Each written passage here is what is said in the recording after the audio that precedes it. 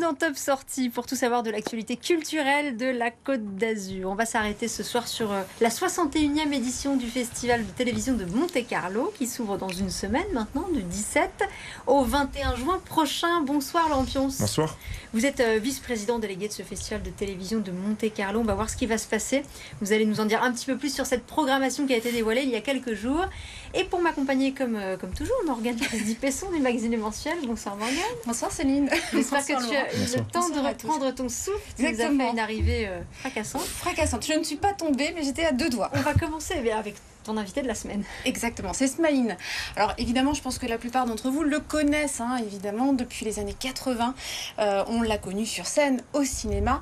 Et puis c'est vrai qu'il s'était fait un petit peu plus discret, en tout cas avec ses one-man shows ces derniers temps. Il avait sorti une pièce de théâtre qu'il avait lui-même écrite en 2014. Et là, il revient enfin avec un tout nouveau spectacle, rien qu'à lui. Ça s'intitule Smaïn déconne finement. Ça se joue ce soir et demain à la Comédie de Nice.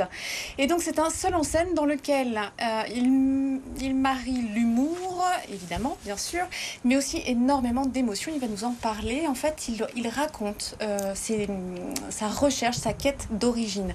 Lui, évidemment, qui a été abandonné à la naissance. Donc, il a eu une enfance très, très heureuse. Ça, il tient vraiment à le souligner. Par contre, il a compris, en vieillissant, qu'il avait toujours eu un manque. Et donc, c'est ça qu'il explore sur scène à la Comédie de Nice, à Nice, ce soir et demain. C'est un spectacle vraiment qui me tient à cœur. Alors avant, j'écrivais des sketchs. Et puis là, je me suis dit comment revenir, faire des anciens sketchs et tout. Pas du tout. Depuis quelques années, même il y a très très longtemps, il y a toujours une question qui m'a toujours titillé. Puisque, bon, peut-être que les gens ne le savent pas, mais bon, je l'annonce une fois de plus. Moi, je suis né en Algérie, de père et de mère inconnus. Je suis ce qu'on appelle un orphelin. J'ai eu une enfance très très très heureuse. Mais tout au long de ma vie, pendant tout ce parcours, je me suis toujours interrogé à savoir, mais d'où je viens, qui je suis, mais qui je suis, c'est une vraie question. Et est arrivé cette découverte qui est l'ADN. Alors j'ai fait mon test ADN. Voilà, j'ai fait mon test ADN et j'ai eu les résultats. Pas entièrement, mais j'ai eu les résultats, à savoir mes origines, mais d'où je viens, mes origines, en tout cas sur Terre. Dans cet espace, géographiquement, voilà. Pas retrouver mon père, pas retrouver ma mère, mais et voilà. Et je me suis dit, je vais écrire ce spectacle autour de cette découverte. C'est théâtral, enfin oui, c'est théâtral. C'est théâtral, c'est musical. C'est-à-dire que musical, c'est à la fois dedans, il y a du théâtre, l'improvisation, il y a du mime, il y a de la chanson, il y a un peu de tout. Je me délivre, mais en même temps, toujours, je garde ce fil rouge, savoir qui je suis et d'où je viens. Je souris toujours, même quand ça va pas. Voyez là, ça va pas. Je suis un enfant de l'ADAS. Voilà, Smaïn de l'ADAS. Pas l'ancêtre, mais une particule. 50% Rissa, 50% Amici.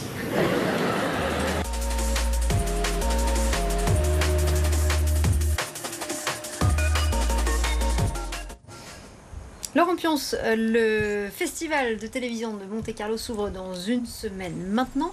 Qu'est-ce qu'on va y découvrir? Je crois que la programmation elle a été dévoilée il y a quelques jours. Oui, effectivement, on a déjà dévoilé la programmation, mais c'est un plaisir pour moi d'en reparler ici ce soir avec vous. Donc, le festival de télévision est le plus ancien festival au monde, puisqu'on célébrera sa 61e édition. Il a été créé en 1960 par le prince Régnier III. On peut dire que dans ce domaine aussi, il était visionnaire. Parce que quand on voit... Tout juste un peu plus jeune que le festival du film. Exact, oui, ouais. c'est vrai, exact. Et donc le prince Régnier était précurseur et visionnaire dans ce domaine également, quand on voit ce qui est devenu aujourd'hui, et depuis plusieurs années, l'industrie des séries. Depuis une vingtaine d'années, c'est le prince Albert II qui est président d'honneur. Lui aussi, il a fait preuve d'une grande clairvoyance en dirigeant cet événement, puisqu'il prend toutes les décisions stratégiques avec moi. Je lui en parle régulièrement. Et nous avons été, par exemple, le premier festival à ouvrir avec un contenu émanant d'une plateforme digitale en 2018, donc Amazon, avec Jack Ryan, avant-première mondiale. Le festival, donc, c'est très simple, son contenu est simple. C'est un événement qui ouvre donc, avec une avant-première mondiale cette année également, avec un contenu émanant du studio MGM International, avec la série Last Light. Oui. Non, okay. Oui, j'approuve. Mais du coup, elle la série, donc, notamment avec Matthew Fox. Tout au long donc, de la manifestation, il y a la sélection officielle qui sera projetée, les 9 programmes nommés. On a également beaucoup d'activités presse qui se déroulent et beaucoup d'événements publics qui sont offerts au public. Ça, c'est vraiment un point moi sur lequel j'aimerais vraiment insister, c'est que justement c'est un festival, parce que Monaco ça peut faire un petit peu peur parfois, quand on voit le festival de Cannes aussi, et par exemple ce festival de Cannes n'est pas toujours ouvert à tout le monde. C'est vrai que là Monte-Carlo ouvre ses portes au plus grand nombre, et je tiens vraiment à dire que sur le site on a 3 formules différentes. Alors on peut venir gratuitement, en payant un petit quelque chose ou un gros quelque chose pour les soirées vraiment VIP. Mais voilà, il y en a vraiment pour tous les budgets et pour tout le monde. Et pas uniquement pour les monégasques. Non, le festival est ouvert au public depuis plusieurs années. C'est un choix stratégique, car on part du principe que je suis convaincu que le public est un très bon moyen de promouvoir la manifestation. Et le festival de télévision, par l'intermédiaire de mes équipes, on offre la possibilité et l'opportunité au public qui vient de la France entière et même voire de l'étranger, puisqu'on a des Canadiens, on a des Belges, on a des Américains qui viennent chaque année au festival pour assister aux différents événements publics que l'on met en place. Alors c'est des behind the scenes, donc là on aura un behind the scenes avec les séries à succès de Dick Wolf. On célébrera les 35 ans de The Bold and Beautiful. Il y a le retour également de Young and the Restless. Amour, gloire et beauté. J'étais pas sûre. De Young and the Restless. En français, par contre, je ne sais pas. Alors ça, après, je ne sais pas tout. Parce que j'ai vu qu'Amour, gloire et beauté fêtait ses 35 ans. C'est 35 ans, oui, tout à fait. Bon, il y a Plus belle la vie également. Il y en a demain. Ici, tout nous appartient. En tout cas, des séries de 12 pays différents. Oui, alors ça, c'est dans la compétition. Alors, dans la compétition, c'est une compétition très internationale. Donc, la sélection officielle des 9 programmes sera projetée durant l'événement. Sur ces 9 programmes, on a l'avantage d'avoir déjà 3 avant-premières mondiales, 2 internationales, 1 européenne. Et en dehors de la sélection officielle, on va également projeter 3 avant-premières mondiales, dont The Network avec David Hasselhoff qui sera présent. Toutes les choses que l'on ne s'est pas dites avec Jean Reno, donc tiré du best-seller de Marc Lévy qui sera également présent avec Jean Reno. Les deux seront présents. Et un documentaire également qui a été réalisé par Jean-Charles Vinage, donc un photographe qui est bien connu en Principauté de Monaco. Alors le festival, il est ancien. Par contre, récemment, il y a quelque chose qui a dû beaucoup changer les choses. C'est l'explosion des plateformes, Netflix, Amazon Prime, Disney+, voilà, pour citer les plus gros. Qu'est-ce que ça a changé pour vous? Ça a apporté plus de variété? Il y a eu une inflation des contenus? Comme je le disais en préambule, on a été le premier festival à ouvrir ses portes et à accueillir les plateformes digitales. Car on était convaincus, on a bien fait, que ces plateformes digitales allaient faire partie de l'avenir de cette industrie, ce qui est le cas aujourd'hui. Dans la compétition, on a systématiquement des contenus qui émanent des plateformes digitales. Et il est vrai que la quantité et la qualité, puisqu'ils ont des moyens financiers qui sont très importants, je pense, est un plus pour tous les festivals qui aujourd'hui traitent des séries ou des contenus dédiés aux séries. Et donc pendant le festival, ça c'est pour le grand public, on a vraiment des séances de dédicaces, on a des fan zones. Donc là, il y a vraiment une interaction entre tous les comédiens, les réalisateurs aussi, les auteurs, les scénaristes, parce qu'on a vraiment tout le monde d'un tournage qui se déplace.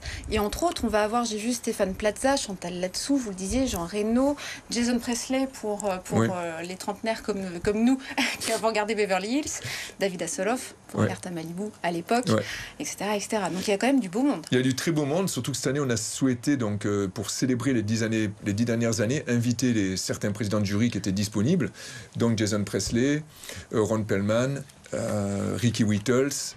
Il y en a d'autres qui vont... Il y en a des dizaines. Oui, on en a, voilà, pour les quelques-uns. On en a pas mal qui ont accepté. Tous voulaient venir. Bon, après, ils sont en tournage, donc ils n'ont pas pu tous répondre favorablement. Mais on aura plus de 8 anciens présidents qui seront présents sur la manifestation cette année. Oui.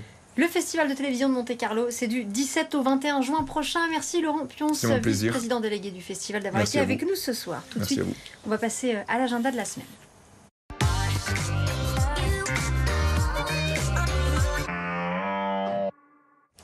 Alors, le Festival du Peu, je me dépêche, ça démarre aujourd'hui, ça durera jusqu'au 10 juillet, ça se passe au Broc. Jusqu'à présent, c'était à Bonson, c'est un festival d'art contemporain qui se passe sur les 5 week-ends. Donc, on a des expos, déambulations, performances, etc., tout se passe dans tous les coins du village. Suzanne, c'est pour ça que j'étais en retard, c'est à cause d'elle. J'étais avec elle à Carrosse, elle vous attend ce soir à l'amphithéâtre de Carrosse et elle reviendra aussi si vous n'êtes pas disponible le 11 septembre pour le festival Crossover à Nice. Moi je l'aime, je l'adore, elle est inspirante, inspirée, elle est engagée, vraiment. Prenez le temps d'écouter les paroles, surtout. Demain, 47 terres au mât des Escaravatiers. Antonia de Randinger au Théâtre de la Cité à Nice, si vous préférez l'humour. Et puis, écoutez, si vous avez envie d'un petit peu de Dolce Vita, je vous invite à venir à Saint-Raphaël. Il y aura tout un week-end. C'est le meeting Fiat 500. C'était pas compliqué pourtant. Le 11 et le 12. Alors, on va vivre à l'heure italienne. On va voir des petites Fiat de toutes les couleurs. Et demain soir, vous avez un concert qui est offert à l'espace de l'Éyan, près de la Grande Roue de Saint-Raphaël. Merci Morgane. Et à la semaine prochaine. Et lundi, quant à moi, je vous retrouve pour Planète Locale, comme chaque semaine. Et on parlera trans.